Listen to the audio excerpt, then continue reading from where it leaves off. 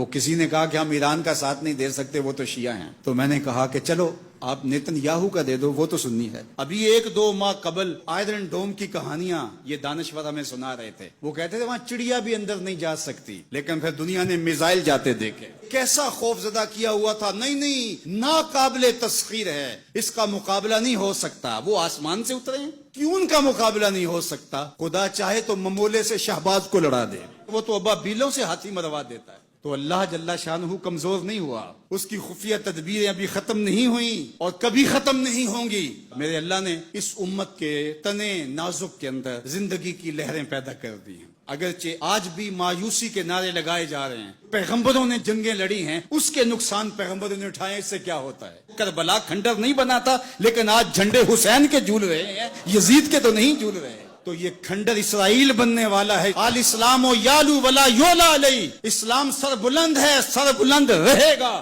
اس لیے ہمیں پوری قوت کے ساتھ ایران کے ساتھ کھڑا ہونا ہوگا۔ یہ ایران کی لڑائی نہیں ہے، یہ امت کی لڑائی ہے۔ یہ ان 80,000 بچوں کا، بوڑھوں کا، جوانوں کا بدلہ لینے کے لیے کھڑی ہوئی ہے امت، جن کو پیس دیا گیا اور ان کے اوپر نوحہ بھی نہیں پڑنے دیا گیا، جن کو بھوک اور پیاس سے تڑپا تڑپا کے مارا گیا۔